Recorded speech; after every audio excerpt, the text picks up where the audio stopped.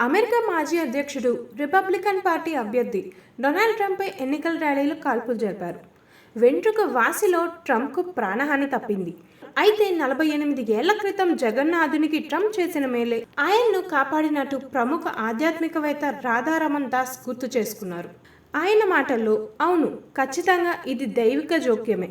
సరిగ్గా 48 ఏళ్ల క్రితం డొనాల్డ్ ట్రంప్ జగన్నాథ రథయాత్ర ఉత్సవాన్ని కాపాడారు.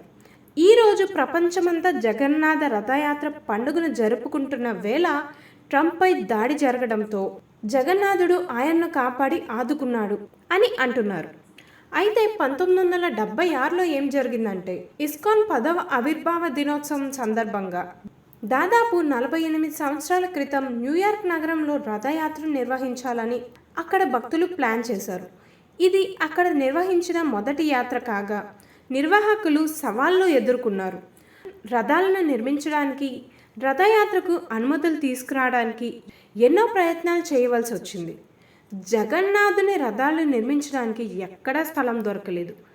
అదే సమయంలో పెన్సిల్వేనియా రైల్ యార్డ్ కొనుగోలు చేసిన డొనాల్డ్ ట్రంప్ను ఇస్కాన్ నిర్వాహకులు ప్రసాదం ప్రజెంటేషన్ ప్యాకేజ్తో వెళ్ళి కలిశారు. అతని పిఏ ఇది జరగని పని అని చెప్పాడు.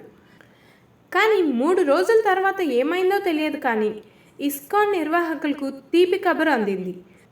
రథాల నిర్మాణానికి ఓపెన్ రైల్ యార్డ్ను వినియోగించేందుకు అనుమతి లభించింది. అయితే ఇతర కార్పొరేట్ కంపెనీల యజమానులు మాదిరిగానే ట్రంప్ కూడా భక్తుల ప్రతిపాదనను సులభంగా తిరస్కరించవచ్చు. కానీ ఎందుకో నో చెప్పలేదు. ఇప్పటికీ ఇదో సమాధానం లేని ప్రశ్న. భక్తులు దీనిని జగన్నాథుని అనుగ్రహంగా పేర్కొంటారు అని రాధారమన్ దాస్ గుర్తు చేసుకున్నారు. ప్రపంచం 9 రోజుల జగన్నాథ రథయాత్ర పండుగ జరుపుకుంటుంది. ఈ సమయంలో భయంకరమైన దాడి నుంచి ట్రంప్ త్రుటిలో తప్పించుకోవడం జగన్నాథుని అనుగ్రహమని కొనియాడారు.